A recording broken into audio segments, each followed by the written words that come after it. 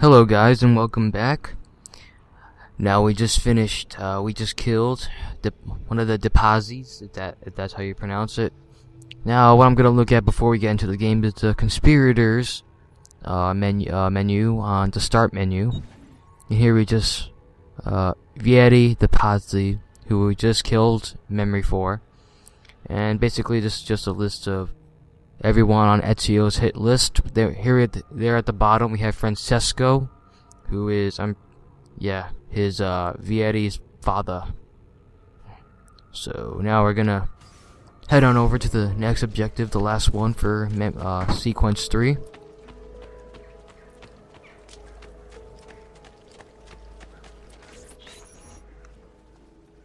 And here he is, our campione Ezio. Oh, hey, Ezio! I see you wasted no time starting the celebration. And why not?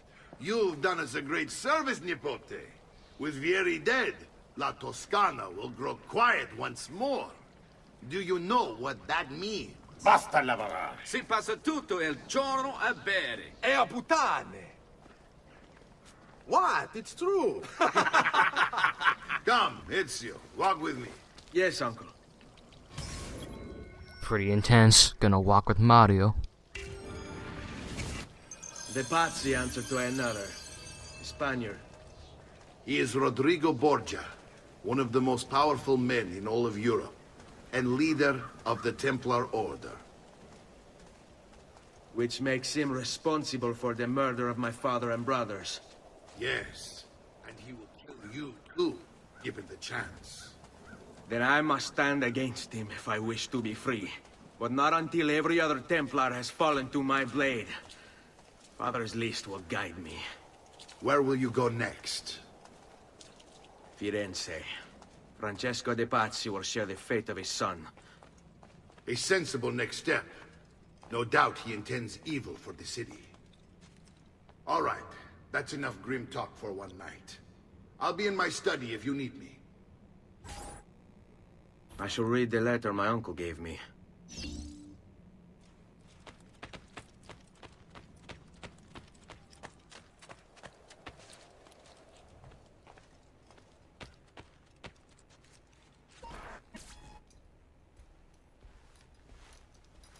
Look familiar? On their codex pages. Yes. Your father managed to find and translate a few before he... Here. This is not your father's work. Someone else has translated it. Leonardo da Vinci, a friend. Do you see the way the words cross from one page to the next? There is something underneath it all. Some kind of map. Where is it supposed to lead? Your father and I managed to make out bits of a prophecy scrawled across these pages. It was written by an assassin like us, who long ago held a piece of Eden. His name was Altair. He spoke of something powerful and ancient hidden beneath the land. What is it? What indeed? Solving that little mystery is exactly why we collected these pages. Then let me help. It's time I take on my father's work. All of it. I start with the page I took from Vieri. Leonardo will decode it for us. Bene. Return here when time permits, and we'll add it to the wall.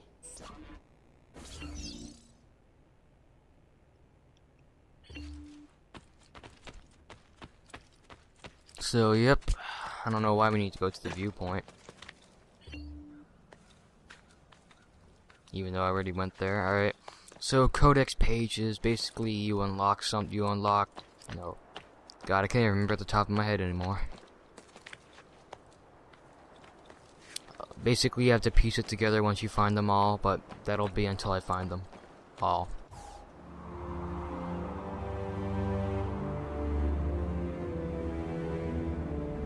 And somewhere in this city, there's a underground cave, but it just has what is it? Oh yeah, treasure, gold, florins. That's what it's called.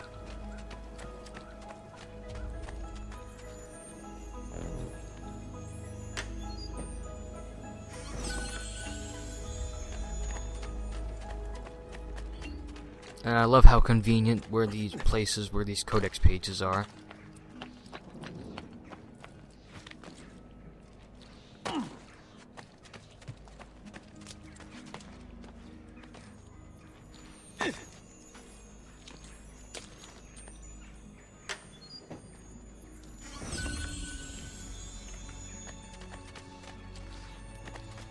Alright, where's the next one?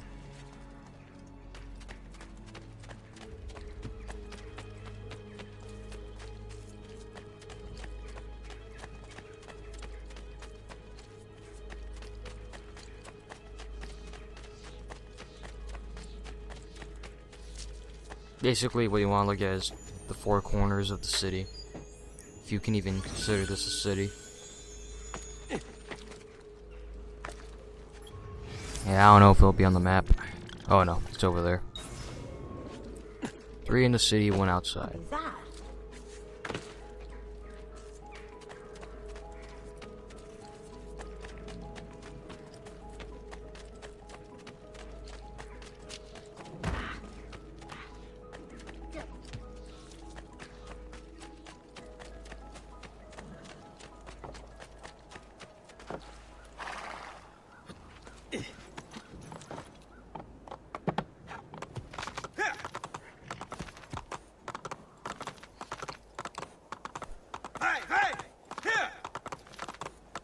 I don't know, but in this game, if you run over someone else's farm area, like crops or whatever, like over here, and the farmer is present, he'll start complaining. Now in other games, I don't know why, but they kind of got rid of that for some reason. I don't know, it's just something I wanted to point out. Or maybe it's just so happens that I didn't have much luck finding the farmers.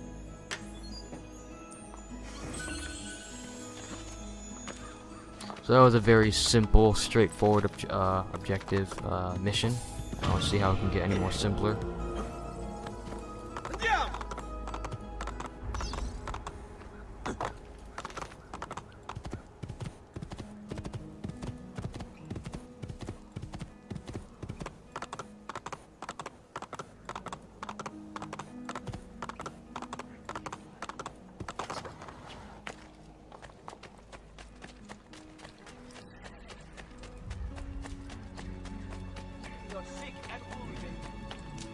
I'm sure I have just...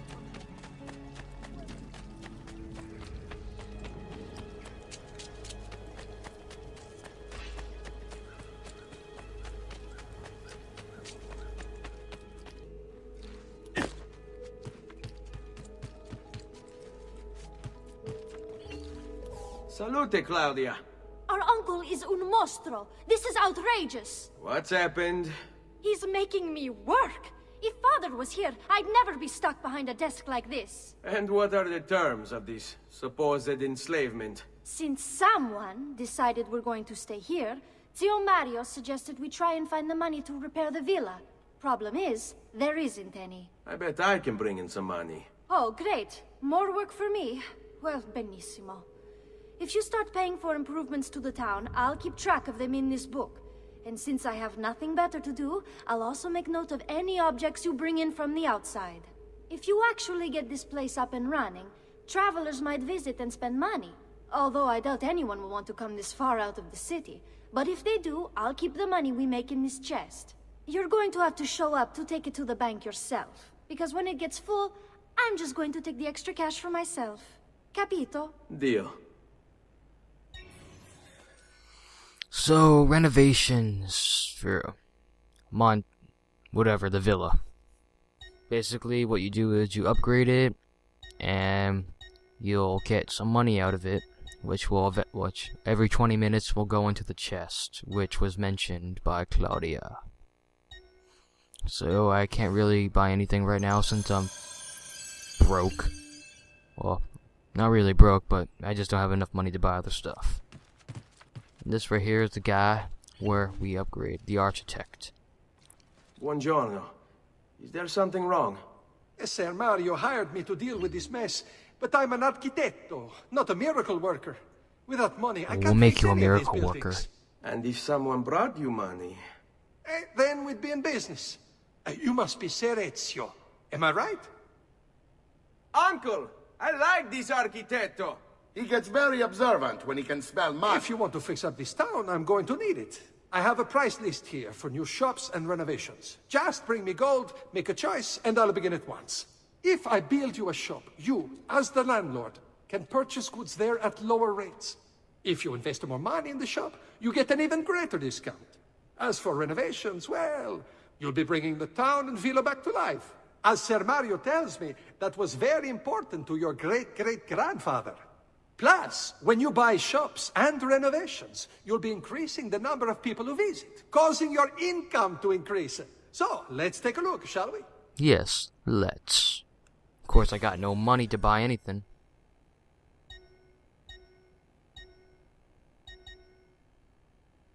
Ooh. Brothel. That's interesting. The mines. Oh yeah, that's the cave I mentioned, I think. I haven't played this game in a while, so I don't have the best of memory for this.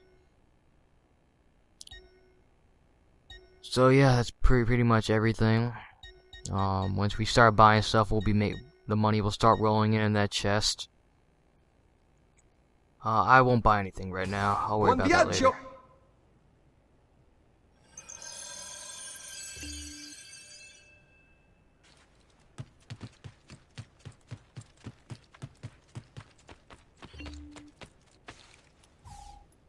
Ezio, my boy.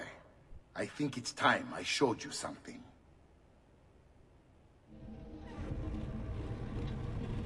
About time.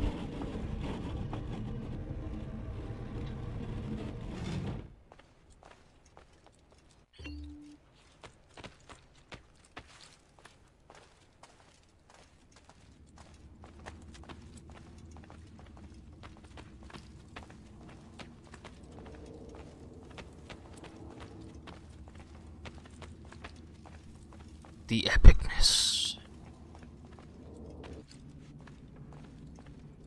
This is the sanctuary. It was built by my great-grandfather to honor the memory of the Assassin Order and protect its secrets. Look around. These are the assassins who guarded the freedom of humanity when it was most threatened. And this is the armor of Altair. Little is known about Altair's life, but his armor is light and very strong. I'd give it to you, but I don't know how to retrieve it. My great-grandfather told me it would remain locked away until all its protectors were made whole. I heard rumors of crypts located throughout Italia, hidden tombs filled with treasure, where these six were moved centuries ago. Maybe they have something to do with it. In my younger days, I sought the six myself, with no success. Perhaps you will have better luck. So yes. In order to achieve perfect synchronization with Ezio, you have to get that armor. So basically these circle things, you get them by I don't know exactly what you call it, but you find them in like certain parts of the cities, and you have to go through this huge obstacle course, and then you'll eventually find it. 6 in total. Now, when I first saw this armor of Altair's armor, I thought they were literally using his armor from Assassin's Creed 1, but I was wrong. But it doesn't matter. I downloaded his armor from Uplay, which I'm pretty sure, if you saw that in one of my previous videos, I put it on just for the lols. And that's basically it. And that pretty much wraps it up for this walkthrough. So thank you guys for watching. I'll see you next time.